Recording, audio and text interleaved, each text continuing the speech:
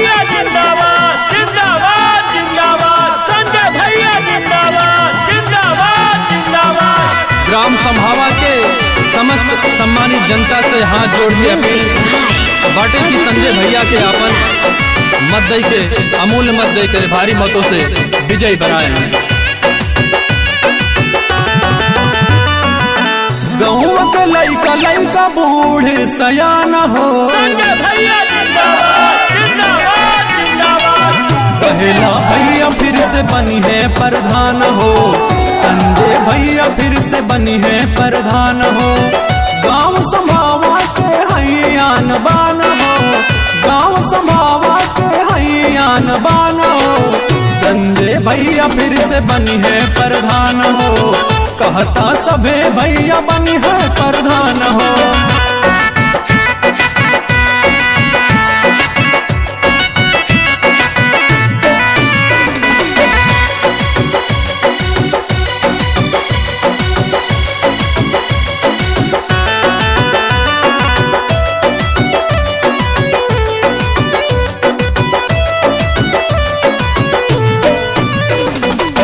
सुनर विचार और नेक इरादा बा, जनकस कहल जमन पूरा कैले वादा।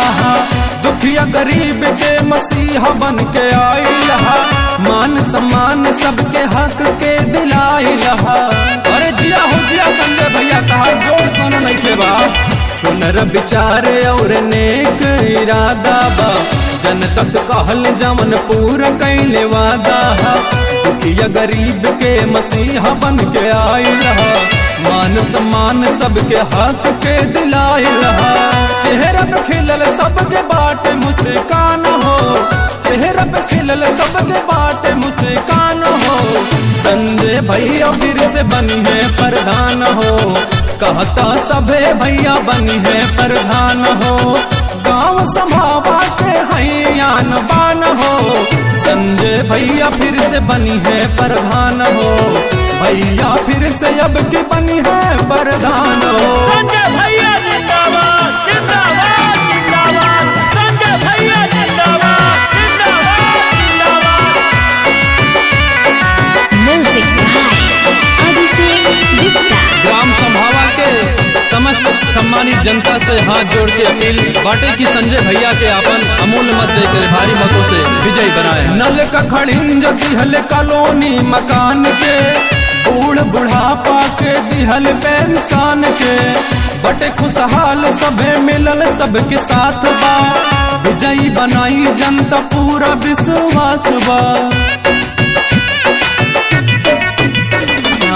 नल का खड़िंज दिहल कॉलोनी मकान के, बूढ़ बुढ़ापा के दिहल पेंशन के।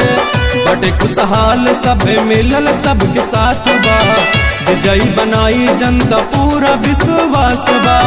करत भैया के सभे गुणगान हो, करत अपील रंजित करी मतदान हो।